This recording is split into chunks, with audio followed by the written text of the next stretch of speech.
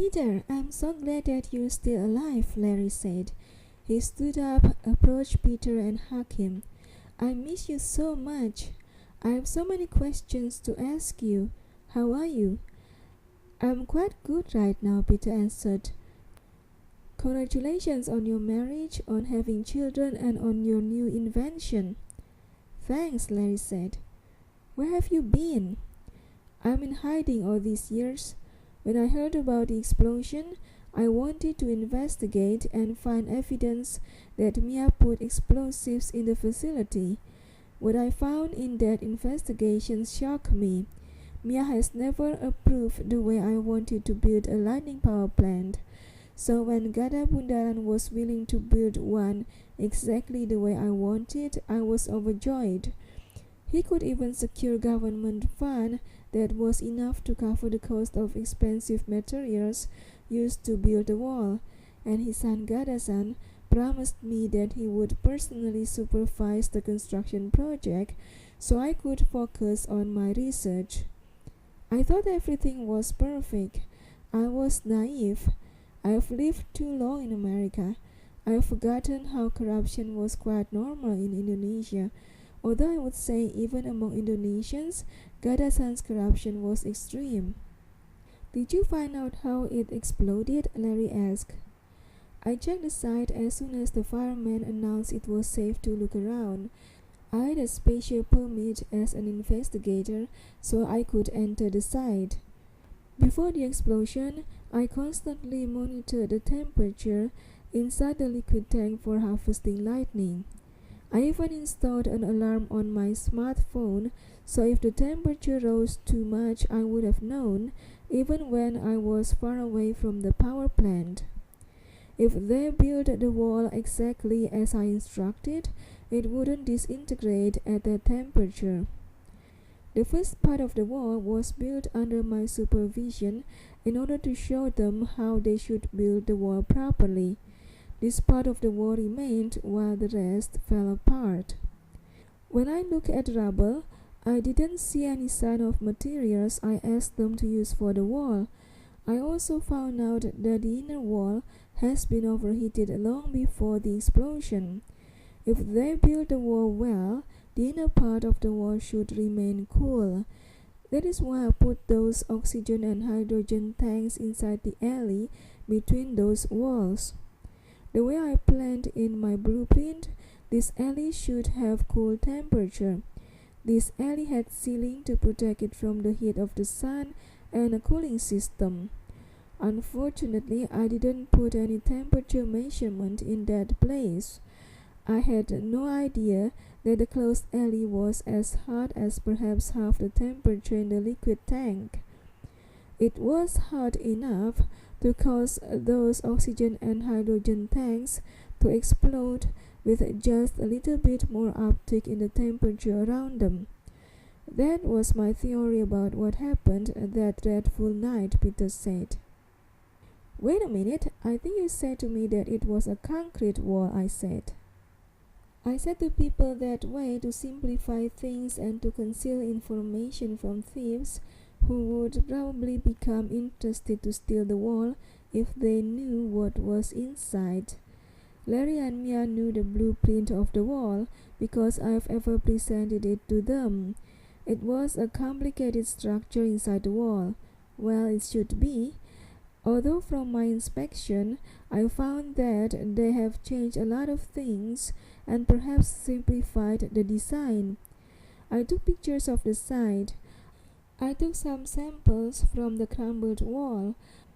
I also went to the office and scanned invoices of those materials used to build the wall. Using the investigation permit, I obtained many paper evidences about their corruption. Then I was scared. My investigation was successful, but the evidence pointed to the opposite direction. I ran away to Sulawesi, bringing the evidence with me. I tried to find Bumi. I was shocked to learn that he was in jail. I visited him in jail. He told me that he was in jail because it was the safest place. The jail was guarded by his loyal followers. He offered me to hide in his cell. He could ask them to bring in another bed. I couldn't think of a safer place, so I was with him as long as Bumi was in jail, Peter said. Where did you live after Bumi was released from prison? Larry asked. I was moved into a safe house, Peter said. I was lucky that Peter came to me only a few days after I went to jail. Otherwise, I would be very lonely. I could become mentally ill if I stayed alone in that little cell. There was no internet connection, and I got a few visitors only, all for my own security. We have become best friends because we were the only companion to each other in that cell, Bumi said. Are you currently still in hiding? Larry asked Peter. Yes, he is, but he is willing to testify if we can guarantee his safety, Bumi was answering for Peter. I have tried to gather support from leaders of various sectors in Indonesia. Most of them will support me if I can revive the Lightning power plant that now has become the nation's pride. But the people only trust you, Mia, because under your leadership there was no deadly accident in Putra power plant. Here I have an agreement for Mia to sign. If you sign it, Peter will give his testimony in the court. Of course, you should read it first. Perhaps at first you disagree with some points in the agreement, but I believe I can persuade you. Bumi handed the agreement to Mia. She has been very quiet and rigid ever since Peter walked into the room. Because I sat beside her, I could peek into the agreement. There are so many points in this agreement. Can I see the last page, the signature page? I asked. Sure, Mia answered. She turned to the signature page. We were both surprised to see the signatures of prominent leaders in Indonesia. Bumi and Peter have signed too. Only one signature was empty, Mia's signature.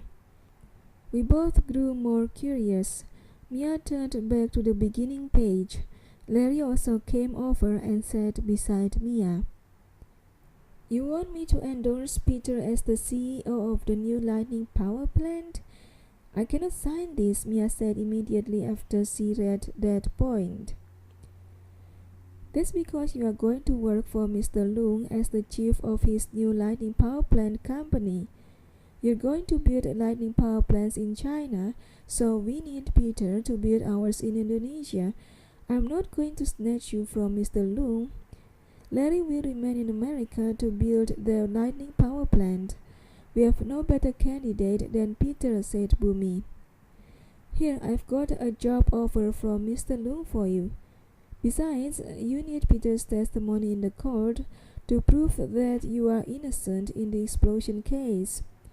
And also, Peter will testify that he worked for you in Putra power plant and that you built a Lightning power plant before he did. With Peter's testimony, your patent case will be easily resolved. Each one of you will have your own patent for your version of the Lightning power plant. This is a win-win solution for everyone. Larry, do you agree with me? Bumi asked. Mia, I think it is a good proposal, Larry answered.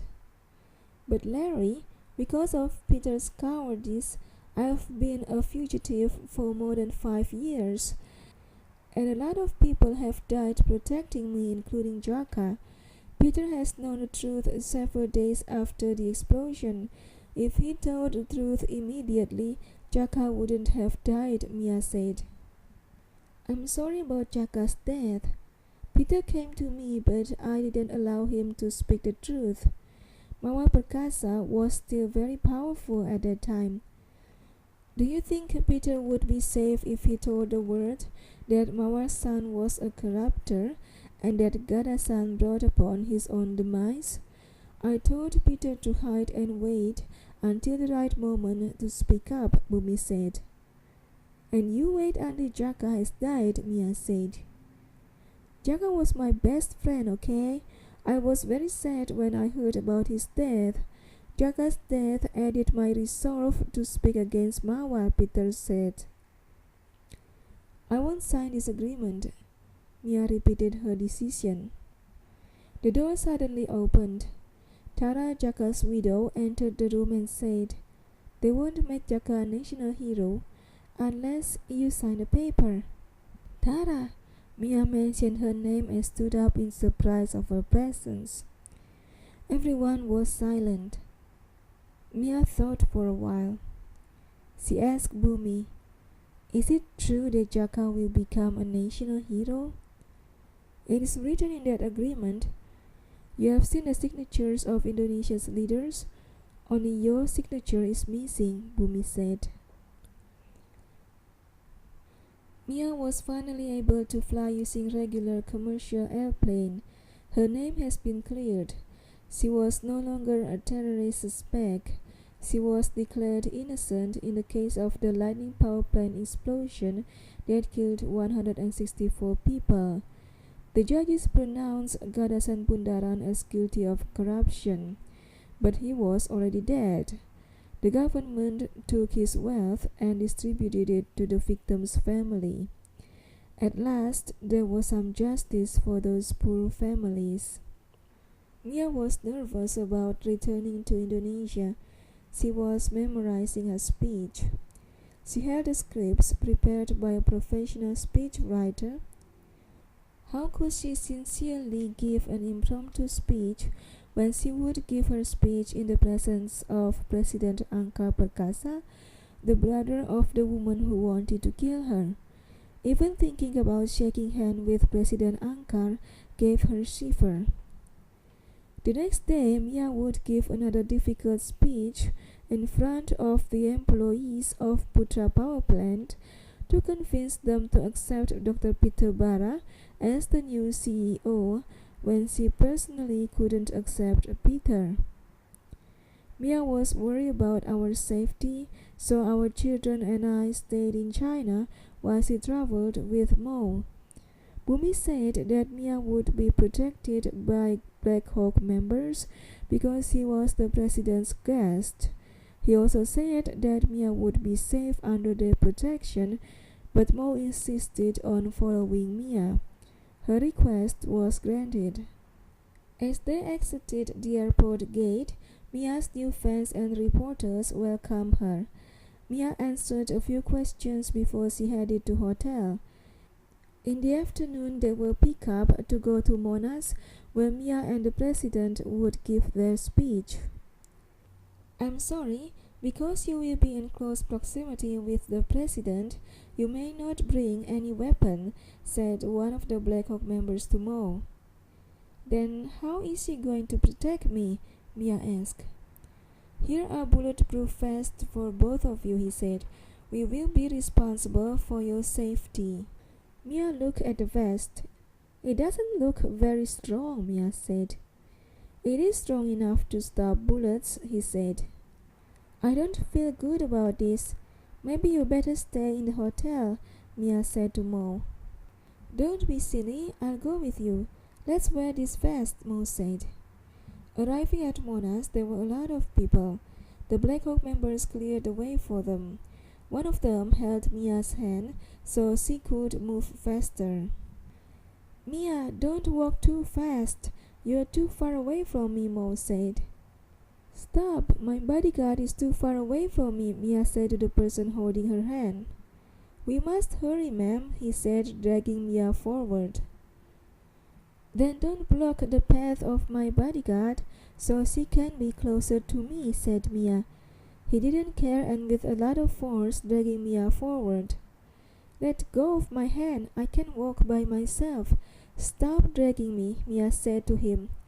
Suddenly Mo began to kick and hit some Black Hawk members in front of her and jump over Mia. They both fell down. "What are you doing?" Mia asked Mo, but she was silent and closed her eyes. All the Black Hawk members turned vigilant, but not towards them. The crowds were screaming and running away from them. Paramedics approached them. "Tell the paramedics to go away," Mo whispered. "We're fine, you may go away," Mia said to them. "But your friend has some daggers on her back," a nurse said. "Please tell them to go away," Mo whispered again. Would you please wait on the side? My friend insists. I'll talk to her, Mia said. Shout to us when you need us. We'll wait over there, said the nurse. Thanks, Mia said. Changhua, are you all right? No, at least one of the daggers hit my heart, she answered. If I go to the hospital right away, I'll die. If I apply self-healing first, there is a chance to survive. What kind of nonsense are you talking about? Mia asked. I know that it sounds impossible, but so does bulletproof body. There are many impossible things in the martial art world, Mo said. She slowly changed her position and sat down on the floor and performed meditation as if she was on a shooting for a kung fu movie. Mia sat down beside her. She saw Mawar Perkasa surrounded by Black Hawk members. She understood that Mawar threw some daggers toward her, but Mo protected her. What a useless bulletproof vest and some useless Black Hawk bodyguards. The speech would be postponed for sure. After meditating for a while, Mo said, Look at them. Do you think they are fighting or performing? Black Hawk members surrounded Mawar while moving in a big circle. Once in a while, one of them came forward, exchanged some fists and kicks, was pushed or kicked away by Mawar, and returned to the big circle. Maybe they still respect their teacher, Mia said. They don't want to kill Mawar. They only want to catch her, Mo said. They are still loyal to her. If Mawar goes to jail, will they try to release her? They continued watching the show that lasted very long. It seemed Black Hawk members had trouble catching their previous master. Mo remained in her meditation position. The show was very boring. They waited too long between the fights. They act as if they were in practice. Some got a few bruises, but no one was hurt badly. Until at one point, when Mawar fought with two members of Black Hawk, she suddenly screamed in pain. She managed to kick off both her opponents, but she seemed weakened a lot.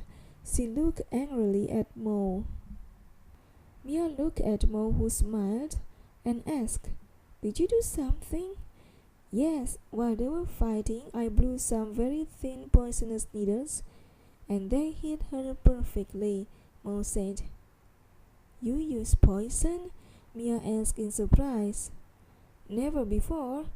Mawar is a very formidable enemy, so I asked a poison master to make some poisonous needles from the scorpions I caught in the desert.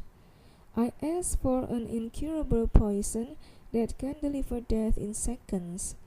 Mawar should have died by now if she wasn't this strong, Mo said. Mawar suddenly laughed and shouted at Mo, Hey you! All these years I have been blaming my own troops for not being able to kill Mia. Now I know the reason.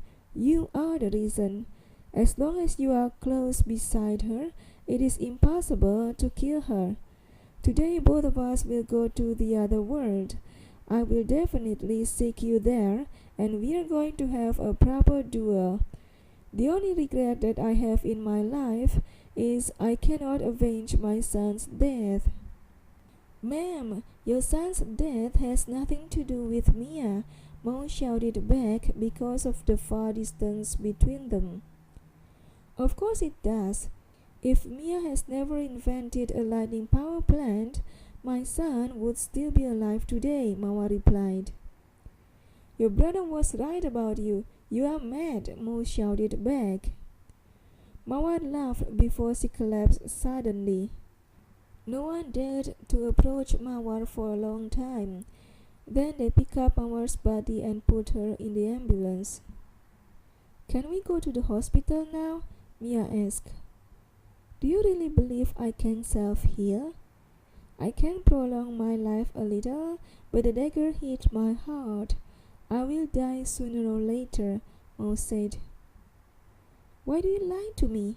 If we go to the hospital immediately, Maybe you can be safe, Mia said.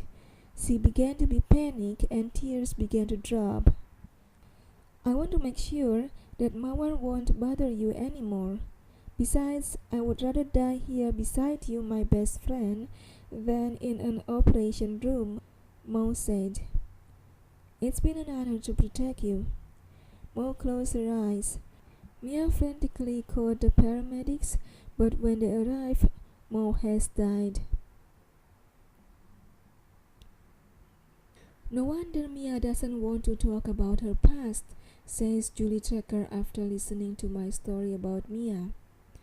I'm glad that Mia can move on with her life and put her past behind, but I'm sorry that she doesn't have the strength to retell those painful moments, I say. Thank you so much for your time, Mr. Peterson. I think I should return to the hotel. It's been a long day. Please send my thanks to Mia and also to your nannies for cooking so many delicious foods, Julie says. You're welcome. I'm looking forward for your book, I say. As Julie leaves the apartment, I cannot help but be thankful for the peaceful life we currently enjoy. The end.